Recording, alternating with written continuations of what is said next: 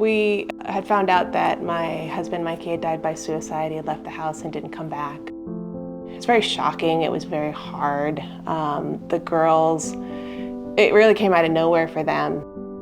I was just so lost and sad and I just didn't know how to deal with it. In that moment, I didn't feel anything like my brain was telling me you should be sad, you should be just crying, but I wasn't. My main worry was that one of us was going to die the same way, just because these feelings are really hard to manage.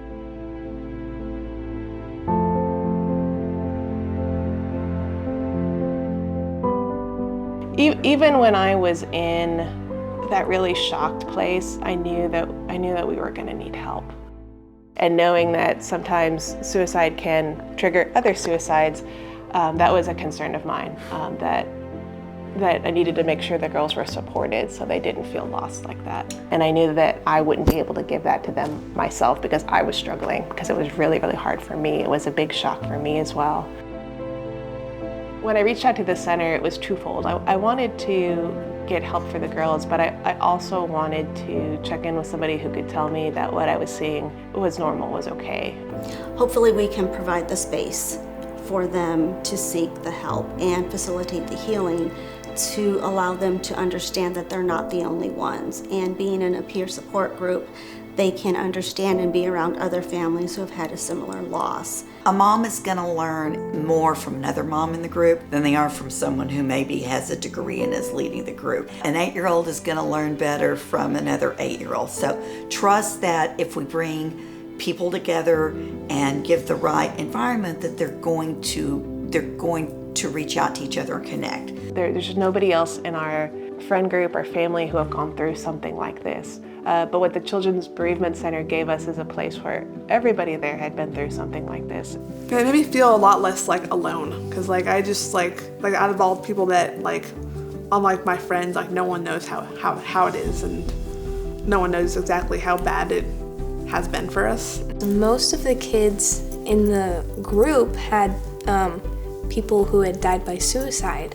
So they knew all the feelings. It's a safe place. They're not going to judge you for your feelings. They're not going to interrupt you, and they're not going to kind of make your feelings small. They're going to let you handle your feelings, and they're going to help you through it, and they're not just going to silence those feelings, because I feel like that happens a lot at school. The different activities that they do in group help them find different ways to recognize their feelings, express them, and cope. And how do you manage this emotion so it doesn't get out of control, it doesn't turn into something unhealthy.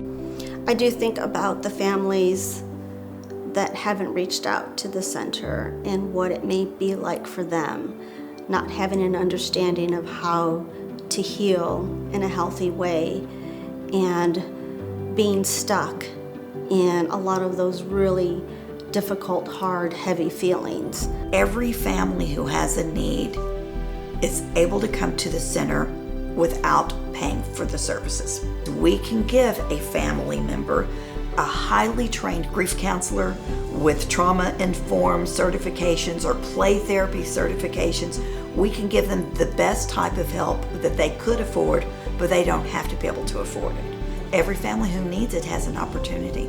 I can't imagine San Antonio without a Children's Bereavement Center. This is the 25th year, because there are so many families that could never pay for what they're receiving here.